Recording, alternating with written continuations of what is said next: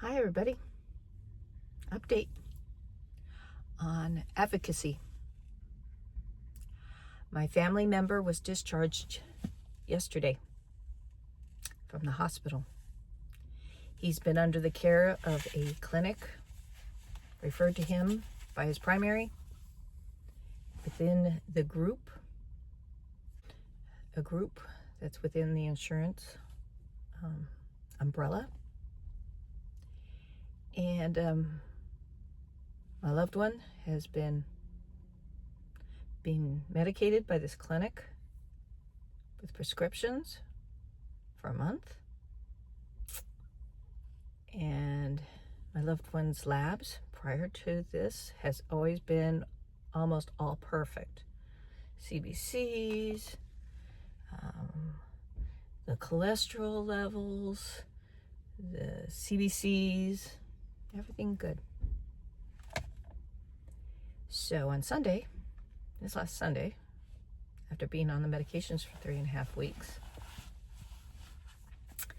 he was not feeling well.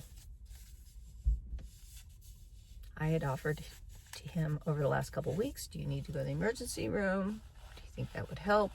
Because the clinic, when I'd call him with issues, they'd say, call 911, take him to the emergency room. It wasn't that critical. But on Sunday, he didn't feel good. He went to the ER Sunday night. We had actually been camping, starting to camp. And so we piled everything back into the camper van. And we went to the emergency room. They did labs. He complained of blurred vision, so they did a CT of the brain. They did EKG to make sure no abnormal heart waves. They did labs to make sure no heart attack activity going on. And his sodium and phosphorus were critically low. So they admitted him.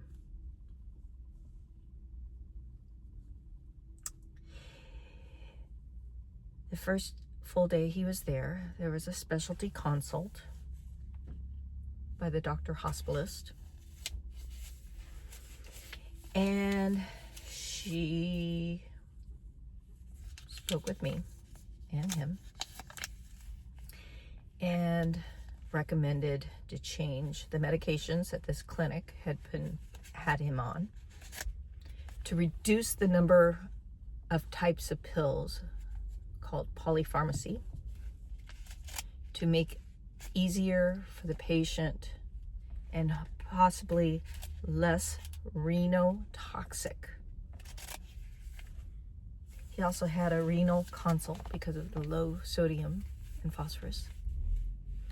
His bun and creatinine, which is a something that the lab that they do, showed that his kidneys were working well. They gave him specialty IV fluids to help refurbish the sodium and phosphorus levels. And so he stayed another night. Sorry, I'm a little anxious. I'm the advocate here. It's been a long 3 days. Anyway, so labs looked good on Monday night. Tuesday morning. And they did another couple sets of labs. So Tuesday he got discharged afternoon. We have a follow-up with this clinic. It was a preset appointment tomorrow, which is good because they want him to follow up with all his doctors in 3 to 5 days. So today,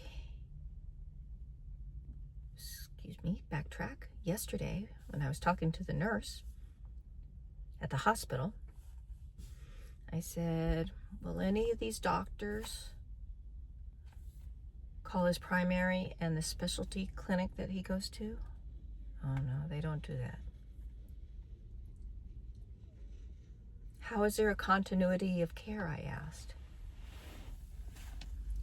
Oh, well, you have to get the medical records and get it to them. So the hospital, I asked, does not talk to the doctor's clinics? No, they don't do that. And my doctor's offices, or my loved one's doctor's offices, won't ask.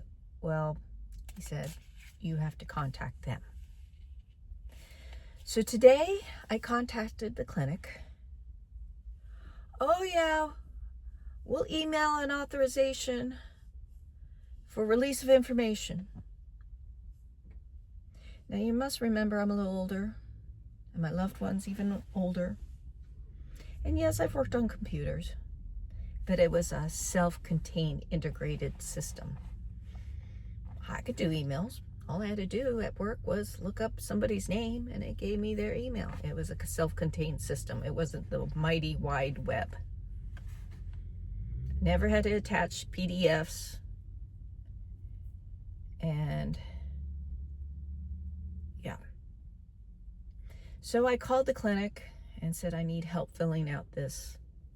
Remember, I don't have a real computer. I have an iPad, which is sort of a real computer, but not really. Because I tried to do it on my phone. That wasn't going to work. Tried to fill out the information. Ended up calling the office like 5 times. Finally, they put me to medical records, who said, please leave a message.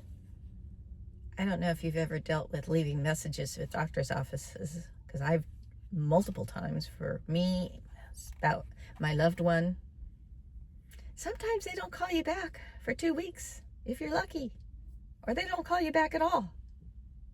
Remember, his appointment's tomorrow. I'm trying for a continuity of care. So at this point, I'm just going to read off what little H&P I have from this specialist. Do they believe everybody? Wouldn't they want a hard copy from the specialist? I kind of question that. You could have somebody that is polypharmacy knowledgeable that wants a certain medication and say, oh yeah, doctor says so-and-so.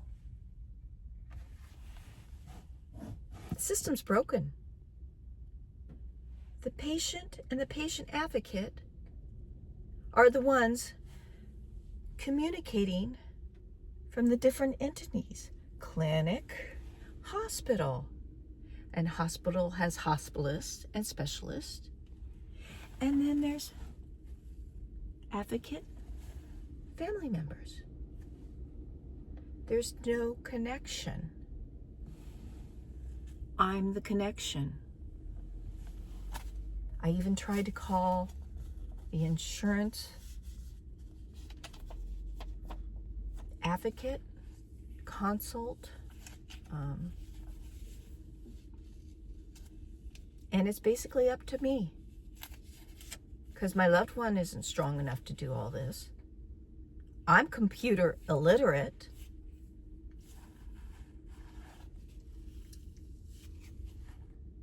What are we as patients supposed to do? What if my loved one was by themselves and too weak and their computer was broken? Do they just become dust and disappear? Where's the follow-up? Where's the continuity of care? Where's the advocacy?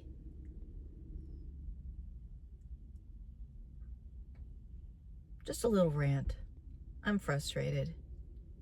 It's been a bad few days. Where I worked before was a county hospital, and all the clinics were under that umbrella. So when you did charting, or the doctor did charting, or the lab did charting, the clinic doctors were able to pull it up because it was all within the system. Remember, I told you my emails were all within the system? Well, it was all within the system. my healthcare, my loved one's healthcare is not in that county system. We have private insurance and private hospitals with private doctor clinics. My patients at the county used to complain. I used to tell them, and outside the system, doctors don't talk to doctors. You, the patient, you're the communicator between. This system's broken, and I don't know what to do about it. If you got any suggestions, leave a comment. I'm just trying to advocate for a loved one.